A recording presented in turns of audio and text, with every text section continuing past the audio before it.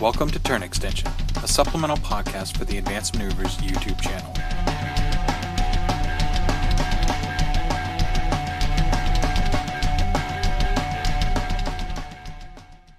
Hey everybody, welcome to another episode of Turn Extension. My name is Tony, or Polar Bear Cub on the forums. Hey everybody, it's Devin, Cutthroat Cure on the forums. Hey, and so today actually we have a pretty special guest. We have Gaston is joining us today. So Gaston, how you doing? Doing pretty good, side bitches. That's hurtful, man. That's really hurtful. We're not side bitches. Well, at least I didn't number you. That is true. You didn't number us, so that's kind of nice, I guess. No, he didn't even grace us with numbers. He just said that he just put us together. That's true, yeah. You're just that is hurtful. You're mean. You're kind of like whiny red shirts. Or the best wet red shirts. I'm over here trying to figure out how to assemble a Stormfall Archer. Oh, that sounds terrible. They're trickier than If they're more than one piece that goes onto a base, then it gets hard for me. That makes sense. I'm not like the hobby inclined. Like, I don't know what you jackasses talk about, but I'm like, hey, 3 colors is like too many. No, I mean, at least when it comes to us, I'm not too. It's really Devin and Kevin, and I'm just like, oh, hey, cool. I thought about painting something today. Yeah, Tony's like more or less, if I think about painting, it might get done, but it never does. So you're already doing better than him because he's no color. I am no colors. colors. I mean, I have these commitments to Toad Arc, so I got to actually work on this stuff. Yeah, so actually, let me ask you this then, since, what prompted you to start painting some of these Stormfall Archers? Is there any new Position 3. fun themes then? Yeah, holy Christmas, Batman. So they just dumped a whole load of stuff on War Room, what was it, Thursday? Yeah, Thursday, so just a couple of days ago. Are we actually, on schedule? What do you mean? Like with recent news, that kind of freaks me out. I'm not used to that. Dude, we are always we've been on schedule the past, couple months, I feel. I mean, we skipped over the battle engines. We'll do those later on, probably when week 2 battle engines come out. But at least for Ret, yeah, we've been pretty good. So mentioned. What's up? No, I said we also mentioned when we did our last cast that we were going to wait a little bit on the engines just because we wanted to see how some of that stuff solidified before we did. We didn't want to do an initial thought. We wanted to do one where we actually talked about some of the actual, solid changes they were making. That is true. Well, I'll tell you this one. The Thresher solidified quite nicely. Well, that's good. No, the Thresher looked really good. I'm excited for that stuff. But we did have a huge assortment of Retribution stuff come out. For command boats, it was hands down the most amount of models that came out for a faction, which is really impressive. It looked like a lot of good stuff, but I'm not a Ret player. Devin, you really don't play Ret, but Gaston does, and since we got him on the cast, figured might as well talk to you about it. Yeah, I was actually pretty surprised by the amount of stuff that came out, because, with the command book, we knew the extra stuff was coming, but I was like, oh, you'll get an extra solo. I wasn't expecting, a unit and a UA, and I guess everyone's gotten a Warcaster, so we got one of those. Mm-hmm. We actually pilfered him from Crix, which is a nice change from the usual Crix pilfering from everybody else. That is true. So thumbs up to Retribution for that. God, what else? They got a couple solos. You got a Warcaster attachment. Yeah, Guard Dog Boy. That's great. Yeah, that's ridiculous. Fido, he's a good guy. So what are your thoughts overall with all of this stuff? What do you feel about Gear Shield? So he's kind of a mixed bag. I've been spending a little bit of time actually looking at him because I finally got a break from. And going through him really quickly, what I do is I like to divide spells and abilities up into tactical and strategic. That's just kind of how I arrange things, where tactical is something that you'll use when it comes up during the game, and strategic is something you actually play in your army list around. So in his case, I'm looking at Ghost Walk is tactical, Hex Blast is tactical, Mage Sight is tactical, Those are all they're solid spells, but they're nothing you build a list around. It's, hey, I have this patch of forest here. I need to walk through it. I'm going to ghost walk these guys. It's something you use to fix the problem in game. So then I look at Backlash, Frostfield, and then the feat. So the feat's in a weird spot. We'll get to that in a second. Okay. Backlash is always great because you've got the Mage Hunter Strike Force. They have Jack Hunter is hopefully the name of the ability. Otherwise, the internet's going to light me up, which gives them an additional damage die against Warjacks. Combine that with Backlash. It's just like with Kalissa. You tag a Jack with it, and then ping, ping, ping, ping, ping. So that's always a handy one to have in faction. And then you have Frostfield, which is by far the more interesting of his spells. And that's friendly faction model / unit gains Chiller. And within 2 inches of model with Chiller, enemy models suffer -2 defense. Unless they have immunity cold. And the thing that broke my heart is the first time I saw that, I just kind of glanced over. I was like, ooh, Dolly and Scareth. Because then you can just put it on Dolly and she runs up. But it's friendly faction. So my attempts to break Dahlia and Retribution continue to be thwarted. So sorry. I know, it's tough. It is very tough. It's like too many choices. So I'm looking at this spell, and I'm like, all right, obviously can you put it on like Sentinels or whomever to make them +2 mat, which is really sexy. Always love that. Or you can put it on a unit that doesn't have reach, and then you can run them near things and then buff all of your shooting by +2 rat, essentially -2 defense +2 rat. They kind of equal the same thing. So then I started looking at that. I started looking at Backlash, and I started looking at the feat, which is the feat if you end within 2 inches of a model in his army, and they have to survive. If you end your activation, then you're stationary. So that's tough in Ret, because Ret's not like a durable faction. But when I put all these things together, it actually takes me over to something else that just got released, which is the Theme Forces. Okay. And so I started looking at the shittier Theme Force, actually. In War Room, it is listed down as Shadows of the R, which I'm going to assume is Retribution, but good job, War Room. And essentially, it's a Mage Hunter Theme Force. So for every 20 points of units, you get a free solo, which is pretty standard. Models disabled by melee attacks cannot make tough rolls. And you can RFP them, which is always sexy, but it's only on melee, and it's only on warrior model melee. And you get +1 for your starting roll. So the benefits of it are actually pretty weak, relatively speaking. But if you look back to a lot of the Ossian lists, a lot of the Kalista lists from the beginning of Mark III, you were running a lot of these dual units of Mage Hunter Strike Force. And so now you start taking the dual units of Mage Hunter Strike Force. You have the Strike Force Commander. Each one of those is 20 points. So you get 40 points. Very sexy. Very nice. Easy. I like easy math. Well, that gets you a free Iris 1. That gets you another free Narnail? Which one is he? The expensive one. The good one. I think Nail? I think it's Nail. I don't know. I'm horrible with names. It's Narn. It's always the one I don't think it is. So you're getting 13 points free, and those are very useful solos. And one of the things that you can do with Narnail in particular is that he has parry, and he has acrobatics, and he is speed 7, and he has no reach. So you take him, you throw a chiller on him, and then you run him wherever the hell you want to. And now all of your Mage Hunter Strike Force are Rat 8. So you can then start targeting, Warcasters are now on the table when it's Rat 8. You can start targeting Warjacks. You can ping them up pretty quickly and easily for a little bit of damage.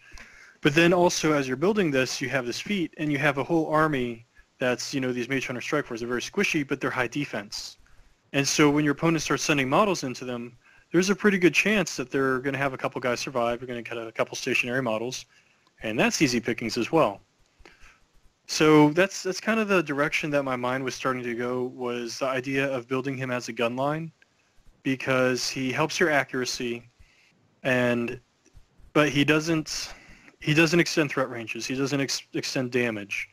So it's very difficult for him to compete with somebody like Alara, somebody like Viros, where you have mobility, you've got synergy on the other one, you have the flank feat, you've got Alara's feat, you've got the Dark Shroud on her.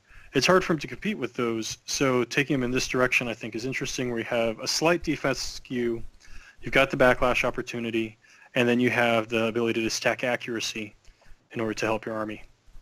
And once you start tagging a caster with POW 10s, they'll eventually go down. Okay. So, it sounds really good, which is interesting because I thought you weren't as big of a fan of this one. I think he's really mediocre. So why do you think it's so mediocre, though? Because he doesn't help survivability, he doesn't help threat range, he doesn't help power. Okay. Devin, he helps accuracy. And he does. He helps accuracy, yeah. Devin, what are your thoughts, man? Yeah. Well, as I said, I'm not a Ret player, but I have been noticing a lot, because I do scan, the Ret pages and stuff every once in a while, and I did notice that when G4 released, that a lot of people were saying that they were seeing him as more of an infantry caster and running that super well. As I said, I don't know too much about that. Do you see him... I'm just going to ask you questions, Gaston, just because you're a Ret player, but do you see him in any real manner changing the way that Ret is played? Do you see him as a real viable caster in a two-list pairing? Yeah, he's perfectly viable. He's not going to change the meta. He's no Una. So it's not somebody you tech for. The Field Marshal of Arcane Vortex is phenomenal. It's absolutely phenomenal. He runs well in the Mage Hunter theme. We haven't gotten to it yet, but the House Guard theme, you can take Stormfall Archers in that. They gain Reposition 3. Hence me currently, sorry, I'm gluing fingers together here. And then you can do the same tricks where you buff them by +2 rat, and now those are boosted POW, whatever the hell they are. So that's always nice as well. So, when you say infantry, I just threw out a list right there that had 22 infantry to start. So it's definitely not going to be a non-infantry, but Ret's an infantry faction as well. The other thing is if you're looking to maximize his feat, and you shouldn't really build lists for the feat turn, but if you're looking to maximize his feat, you're looking at Imperatus and you're looking at a Colossal. Those are the kinds of models that are going to survive taking a hit from a heavy and being around to actually stationary the heavy and hit back next turn. So that's something to at least bear in mind, that you don't want to necessarily go too far down the infantry road, even if it is, attractive. The other final interaction is we didn't talk about Revive. Revive is a very neutered spell, but it does have potential in Retribution because of yet another new release called the Spears of Syra. And the Spears of Syra are a 3-man unit, and they have Shield Guard, Duelist, and Vengeance, as well as Reposition 3 as well. So they're a pretty stacked unit themselves. They're Weapon Masters on top of that. And they're Def 15 with Duelist will make them Defense 17 in melee. And then Stealth obviously is kind of a pain in the butt to shoot him. So they fit in very well with him in the sense of, again, you want to have a model survive within 2 inches. And then he has Revive. These guys are grunts, so you can Shield Guard a unit, ping Vengeance, Revive, and then you don't get to use that model, but you can then put it back in a position where it can Shield Guard again the next turn. So you have an actual use for Revive now on a caster. It's not saying that you're going to use it or want to plan around using it, but it's something that not a lot of other factions with a Revive caster have access to. So it's well worth mentioning. What are your thoughts on the new Defenders? The NIS? The Rysovas Defenders? Yeah, those guys. I'll give you extra points if you can spell that without cheating. Rysovas. I said without cheating. I'm not cheating. I was looking at it right before I asked you. That's Damn. cheating. He got you. That's Nope. cheating. Oh, whatever. Y'all both suck. I think they're in a very awkward spot because they cost 16 points. So the problem with releasing any melee unit for Retribution is that Retribution already has the best melee units in the game. The two of them being House Guard Halberdiers and the Dawnguard Sentinels. The Sentinels generally being considered the best. So when you look at the Defenders, They too are range 2 POW 10 Weapon Masters, as opposed to Sentinels, which are range 2 POW 12 Weapon Masters. They're speed 5, the Sentinels are speed 5, they're defense 12, arm 15, the Sentinels are defense 12, arm 15. So where the changes happen is where the Sentinels get plus 2 armor for being base to base, the is defenders. Let's just call them the defenders. Yeah. Yeah. The defenders of the galaxy here. They get plus 2 defense and cannot be knocked down, which is nice because they have tough. The downside of that is that only affects you against melee. So they're only defense 14 against melee, or defense 12, armor 15 against everything else. And that's kind of gunline fodder right there. The other thing that they have that actually makes them very interesting and that I very much like is Precision Strike, which is when they damage a Warjack or Warbeast, you get to choose the column or the branch.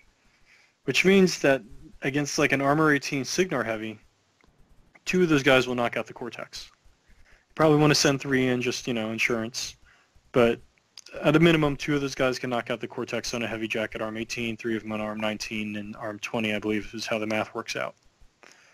So one way that you can approach looking at them is as discount Sentinels, because they're going to be equally good against infantry because Mat 7, POW 10 Weapon Master, or they'll be good against Jacks because they can actually pick out the Cortex.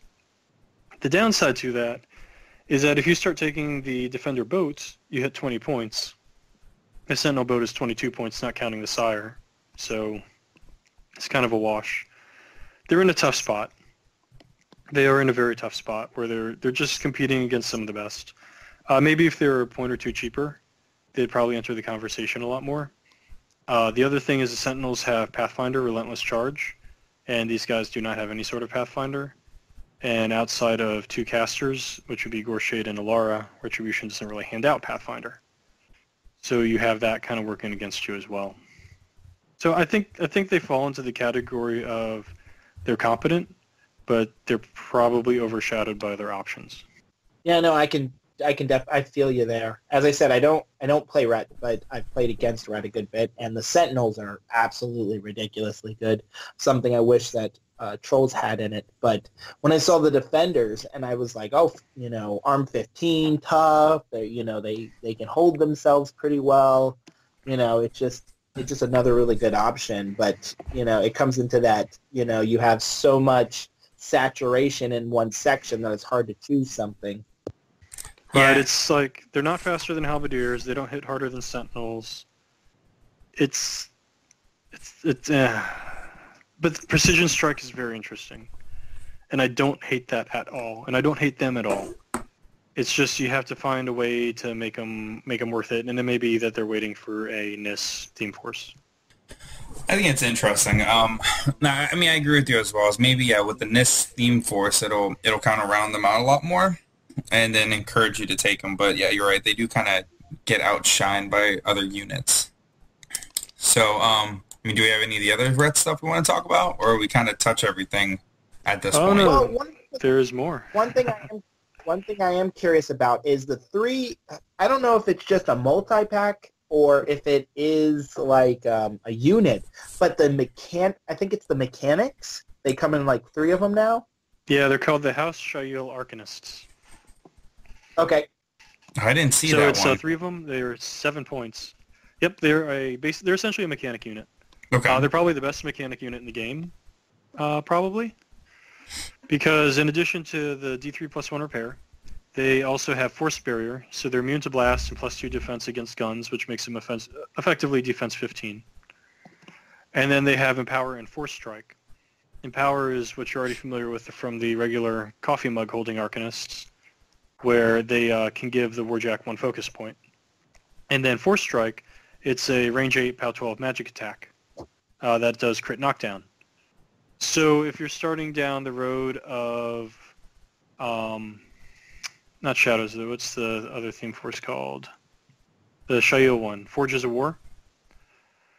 Because they're a House Shail unit, that's the Warjack theme. So they slot in very well with that. They slot in very well with Ron, who already likes that, in that he can now give magic attacks. And now you're freeing up your Arcanist to do the plus 2 damage, and then you have this other unit to feed all the Warjacks focus. So, I mean, if I'm building a shopping cart, I'm definitely going to pick up 1 unit of them. I don't know that I'm going to pick up 2 units, because the one thing that makes it kind of icky is that at 7 points for 3 guys, they're actually 1 point more expensive than taking 3 Arcanists individually. So once you get up to 13 points of support for your Warjacks, it's not that they don't do work, and it's not that they won't function well with Ron, with Viros. It's just the cost. You start ending up with a lot of cost, and Retribution Warjacks need that concentrated power, the +2 damage, to function. They don't do very well without it. They're too pillow-fisted. They're balanced around it, just kind of like Protector and Choir. So the more you sink into support, the less you have to do work, and then you end up with all those issues again. It's an interesting way to think about it. I mean, I think that's, kind of a lot of issues we have, at least with a lot of things now, is we really want to spend the money on support like we used to. Is it really that cost effective? And I think if you're running a high Jack list, it might, but I'm still not sure. It's probably if you are running, an Eviros or a Ron list.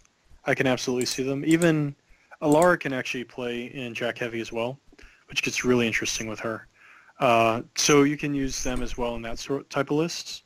So, and because they're allowed in Forges of War, because they're a Shail unit, they kind of fill out that theme force a little bit more. So I think 1 unit has a place. I wouldn't necessarily go out and buy both of them. It's a trade-off. It's a trade-off. Okay. So then we're into the solos. So what do we got for solos then? Someone else whose name I can't pronounce. Nice. Yes, his name is Elf. Elf? Elf. You think I'm joking, but then you're going to look at the card and you're like, okay, he's not that far off. I gotta look at him. It's spelled like Age of Sigmar. Oh, like A-Elf? Yeah, it starts with an A, but it's Elf. It's not like Rhett really goes with the real difficult names. You got Ron, you got Nail, you got Elf. Well, as long as you're willing to replace all the Y's with I's, then it gets pretty easy. So he's a NIST solo. He comes along with the Defenders of the Free Universe. See, I think he looked pretty cool. Yeah, no, not really. Not even Last Word? Last Word's pretty awesome. It is, and I believe you can if you make your tough check, you get to keep Last Wording. Okay. So that's always fun. But, he's 5 points. He's a single POW 12 Weapon Master attack. He's Def 14, Arm 16 tough, so he's not that hard to kill. He's not stealthy. Cleave triggers only when you kill an enemy, so typically that's going to be on your infantry. So that makes him, more niche than a normal model with 2 attacks. So, you can see him with Thyron, because Thyron will buff him up to Arm 18, Mat 10, POW 14, Weapon Master. So you can definitely do there, which is always nice. But at 5 points, he's pricey. And he grants Hard, which Hard is kind of one of those abilities where you don't care. It'll come up every... I've been playing Warmachine since 2010, and Hard has come up twice in 7 years. I guess, yeah. Yeah, I use Hard all the time with my Fenblades. Right, and that's when it came up, was Fenblades. Yep. But it's too niche to really care about. And I'm not going to take my 16-point unit that's already competing against Sentinels, add in 4-point solo we haven't gotten to yet, and add on another 5-point solo in order to give him Hard. So, meh. Then he has a Precision Strike as well, which again, you have Cleave and Precision Strike, so if he's Precision Striking, he's probably not going to kill it, he's not going to get his Cleave. If he's Cleaving, he's not going to do enough damage to make Precision Strike that sexy. So it's he's in a really tough spot. He's another one who will be great when he's free. Being free makes everything great. It does. Being free is pretty awesome. Yes. So I mean, he's got play. He looks kind of cool. You know, he's kind of angry Santa elf. But he's not something that, you know, he's a mediocre. You know, he's not terrible, but he's not something that like I'm going to discount games. I'm buying this guy right now. Okay. All right. What else? So how did you guys decide how to pronounce his name? You're on your own for that. Yeah, I don't know. I can't read. Come on. Next up, we have the Priest of Nisor, and he is another NIS solo. This is kind of the NIS book. And with all these NIS releases, I was actually like really expecting a NIS theme force, but that was not the case. I assume one of them will be coming in some time. He's finally a little bit faster, speed 6, but then they took his sword down to range 1, so it's a wash. 4-point solo. He's essentially a support solo. He has Pathfinder. I don't know why the other NIS don't have Pathfinder. They're Wood Elves. Give him Pathfinder. So his elite cadre is really nice. He gives the NIS immunity to cold. So middle finger Kador. Nice. Nobody likes you. Battle Wizard is, you know, probably not something you should ever count on, but it happens. He has Prowl. So when he has Concealment, he gains Stealth, which is also not something you should ever count on. But the reason why you take him, he has 3 support abilities. And the number one reason why you're actually going to take this guy is Blessings of the Winter Father, which gives your other NIS models +1 to attack rolls while within 9 inches of him. And that affects Silena and the NIS Hunters, making them Rat 7, and they ignore Concealment and Cover. So that guy became very interesting once you look at how that interaction works. He also affects the defenders. He makes them Mat 8, and he can make Elf solo into Mat, like as base 8, so he makes him Mat 9. If you Storm Rager him, he can Mat 11. So that's always, you know, Mat 11's pretty reasonable. I'm okay with that. Yeah. So, I mean, that's why you're strategically taking him. Tactically, he's got Frostbite, which is a spray 8 magic attack, which, you know, it's always good if you're going to run him with Ron or something like that.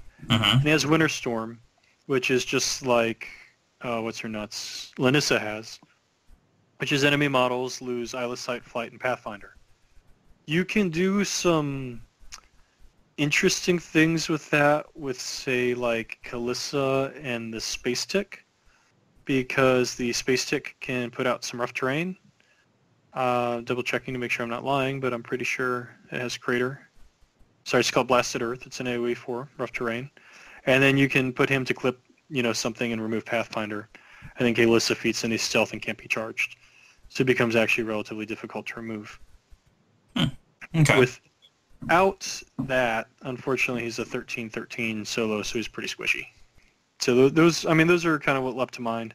That's when, you know, you pick up one of them. It does make your NIS Hunters 23 points, if memory serves me correctly, which puts them, again, right on the dot with Sentinels. Sentinels come in at 22. The difference is the NIS Hunters are both Weapon Masters and they have guns. And that combination of both of them is probably in like Assyria and a couple other ones where you want to have the ranged attacks as well. Is probably pretty useful. All right. So all in all, it was a super good release. It sounds like you guys got a lot of options that work well in the new themes. It is, but we're not done. What else we got? Oh my God. Jesus. Was it bad that I was praying that we were done? Not because I'm not enjoying talking to you guys, just because I'm so tired of hearing all the great shit that Rhett's getting. No, I felt the exact same way, actually. Well, we got to be quick because we're already at 30 minutes, so... All right. I'll go quickly. So the next one's a Fey Knight Guardian. He was moderately spoiled a little bit. He's a new caster attachment. He has Guard Dog, so he gives your caster parry and +2 defense. He has Repo 3. He has Shield Guard, and he has Total Devotion, which is +4 armor. People have definitely been looking at taking him with Thyron, with Gareth, with a couple of the other forward playing.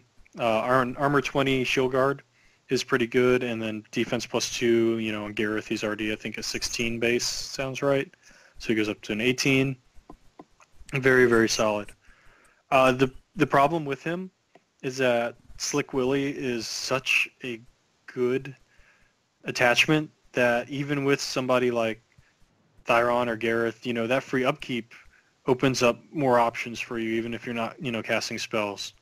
So I think he's very useful. I'm definitely going to pick one up. I'm not sure how many lists he'll actually make just because it's a tough competition slot for him because of how useful Silas is. You can also Storm Rager him and make him an arm 22 shield guard with a POW 15 Blessed Spear, which I suppose is useful. So what else?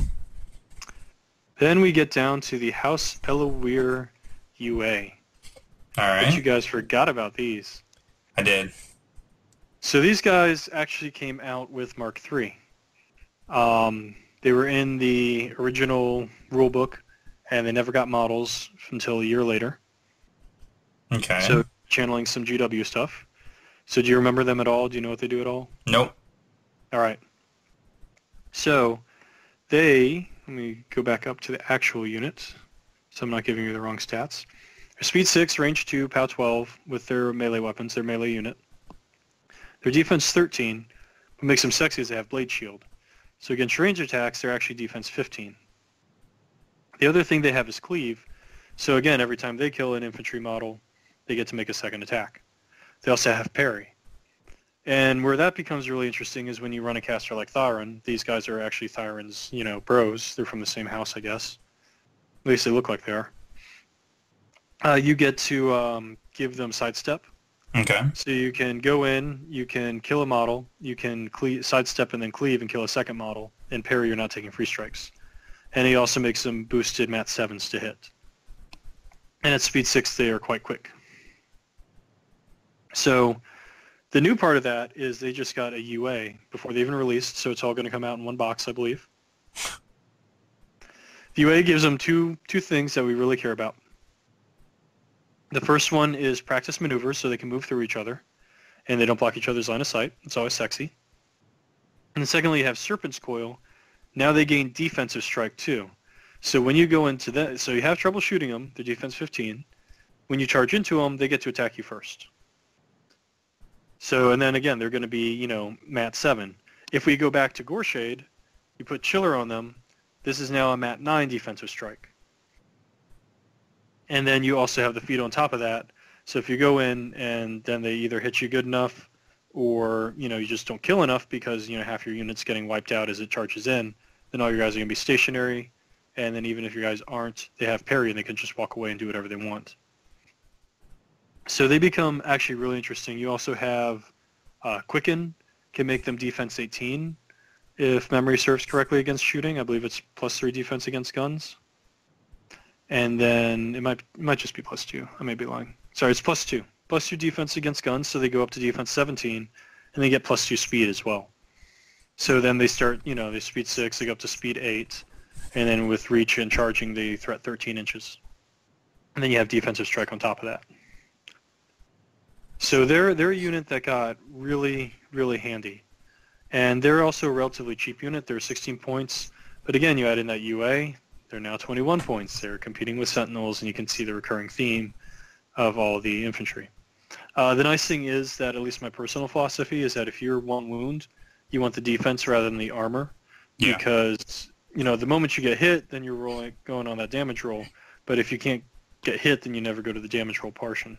Unless the there's flip side AoEs. is exactly.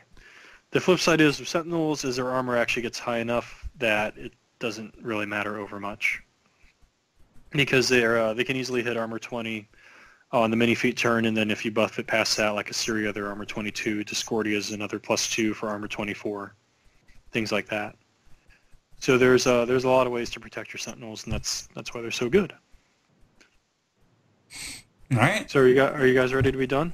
I think we're pretty good ready to be done. But overall, I want to say, what's your favorite things? There's more. All right.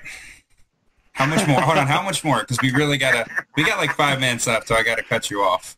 All right. There's a Warjack and a Theme Force we haven't gone through. Okay. Hurry up. All right. So Hemera is the heavy Warjack for Assyria. Hemera is very much a support Warjack and is relatively cheap at 16 points. The bond is that a seer can upkeep a spell for free. Empowered Arc Node is once per turn. When you channel a spell through it, it reduces the cost of that spell by 1, and that goes for any caster. So that's very, very useful. The other thing that should terrify you is that Hemra has marked target. So once you're within 5 inches of an enemy model, all your other models gain +2 to hit. Now, and then finally there's reposition 3. So you can advance, shoot, advance another 3 inches, mark the target. Then if you're playing Helena, you can Rhythm of War backwards 3 inches at the end of the turn. The other things you can do is, remember we're talking about Gorshade and how you can use Chiller to knock you down -2 defense. Now you can use Hemera to make that a net -4. So you're getting some very accurate shooting coming through here. And Gorshade's also a little bit of a spell slinger, so you can have that useful arc node. Okay. The one downside is Hemera is an armor 15. Jesus. POW 15. Yeah, you got POW 4 15. minutes left, Herm. You better hurry up. Hey, you will be here until I release you from class. Or until I end the podcast. I'm not done with you. Hurry up. POW 15. So with an Arcanist and a Power, you're looking at paying 16 points for a POW 17 heavy, which is a little bit rough. You have a serious feat turn to help fix that. You have casters like Alara who can make that up to a POW 19. That's just something to be aware of when you are including this Jack in one of your lists. The final one is the Good Theme Force, which is officially called the Defenders of Ios. That is the House Guard theme force. For a full 20 points of House Guard, you get a solo or UA free of cost. Stormfall Archers gain Repo 3, and Halberdiers in the army gain advanced move. That is an incredibly, incredibly strong theme force for just about every caster. And you're going to see that a lot, I suspect. That's strong with Assyria. That's strong with Ossian now, because you can put Quicken on the Halberdiers, and you have your Stormfalls have the extra 3 inches movements. It's strong with Gorshade, because he works with the Stormfalls well, and he works with the Halberdiers mediocrely well. He can always chill with them as well. So there's a lot going on there, and you should definitely look at that theme force. And that's the reason at the start of the cast I am assembling Stormfalls. So it all comes full circle. All right. So overall, what's your favorite thing? Gorshade. New caster is always good. Okay. Second favorite thing is probably the theme forces. That's crazy. I would have thought that you would have gone with those new mechanics over Gorshade, because when you were talking about Gorshade, I thought it felt like you felt like he was lackluster. Yeah, you should have said he was mediocre, and then to say he was your favorite thing. It's kind of interesting. He's a warcaster. It's true. Even the crappy ones are the most interesting releases. That's just the way the game is created. Because then somebody figures out that shtick they have, and then they beat everybody with it. Until he gets nerfed. But the thing is that most of these things have one purpose. A warcaster is multifunctional, and that's why they're always, even if they're crappy, they're the most interesting. That's a good way to look at it, though. And Gorshade's not crappy. He's just, he's a C. He's a C student. Okay. That's why he died.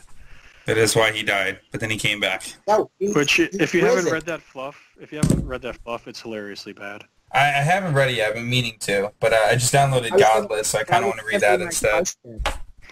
I made it through chapter 1 of Godless. Oh. All right, Devin, you got anything for us before we wrap up?